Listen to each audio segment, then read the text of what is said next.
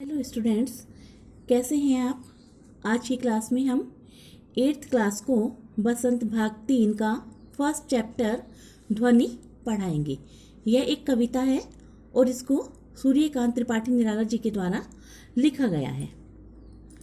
तो सबसे पहले मैं आपको ये बता दूं कि इस कविता में निराला जी ने प्रकृति का बहुत ही सुंदर वर्णन किया है और प्रकृति के माध्यम से उन्होंने मानव के मन की जो भावनाएं हैं, जो फीलिंग्स हैं, उनको दिखाने का, उनको अभिव्यक्त करने का प्रयास किया है बड़े ही सुंदर ढंग से। तो देखिए, सबसे पहले हम पढ़ते हैं। अभी न होगा मेरा अंत, अभी अभी तो आया है मेरे मन में मृदुल वसंत, अभी न होगा मेरा अंत। तो इन पंक्तियों के माध्यम से निराला जी कहते हैं कि उनके जीवन का अंत अभी नहीं होगा, अर्थात उनका अंत अभी नहीं आया है, क्योंकि उनके जीवन में जो बसंत रूपी यौवन है वह अभी अभी आया है, अर्थात उनका जो जीवन है इस समय खुशियों से भरा हुआ है। अर्थात इन पंक्तियों के माध्यम से जो कवि है वो एक छिपे हुए तरीके से यह कहने का प्रयत्न कर रहे हैं कि उनके मन में जोश और उत्साह भरा हुआ है और जब तक वे अपने लक्ष्य को प्राप्त नहीं कर लेंगे वो हार नहीं मानेंगे।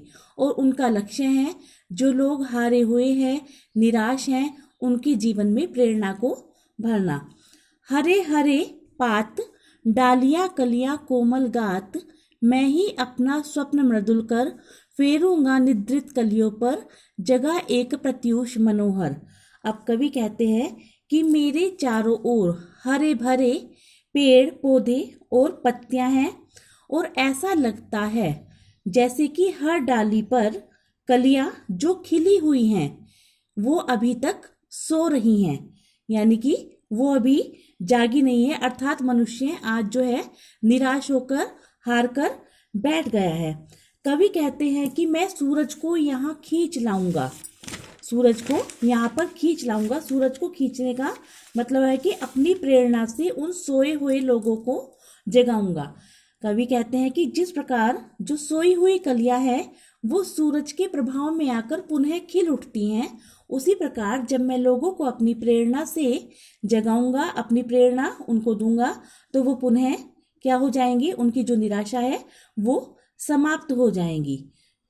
और निराला जी लोगों के मन में अपनी प्रेरणा से, कौन सी प्रेरणा से, सूर्य रूपी प्रेरणा से, जो निराश लोग हैं उनके मन में एक उत्साह, एक उमंग, एक उल्लास भरना चाहते हैं और उन हारे हुए और निराश लोगों को एक नया जीवन देना चाहते हैं। पुष्प पुष्प से तंद्रालस लालसा खींच लूंगा मैं, अपने नवजीवन का अमृत सहर्ष सींच दूंगा मैं।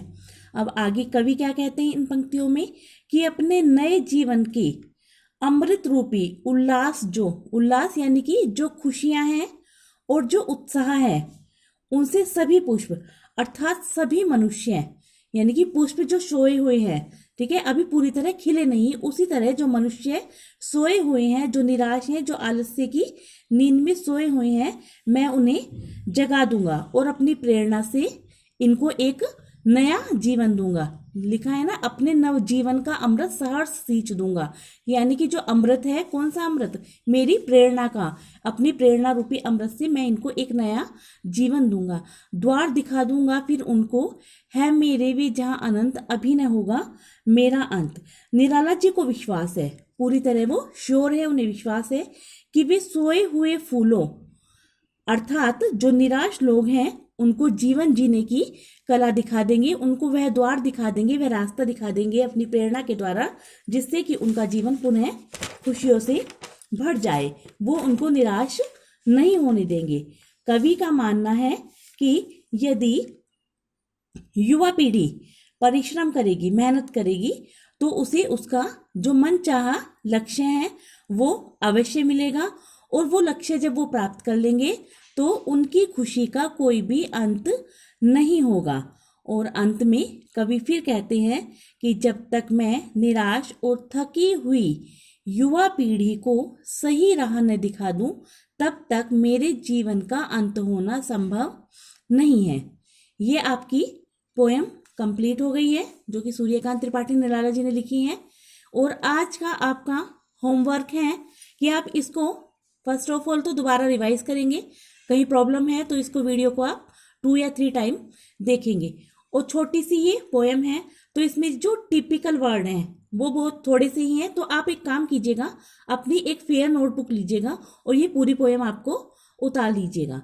ठीक है, मैं आपको अगेन और अगेन कह रही हूँ कि जैसे ही स्कूल रीओपन होंगे आपका ये वर्क चेक होगा। और इसके बाद कल आपको मैं इस पोएम से रिलेटेड जो भी एक्सप्लेनेशन है या क्वेश्चन आंसर हैं वो मैं आपको व्हाट्सएप पर सेंड कर दूंगी। आप सभी उसको नोटबुक में नोट कर लेंगे और अगर कोई डाउट होगा तो आप मुझसे कांटेक्ट कर लेंगे। Thank you.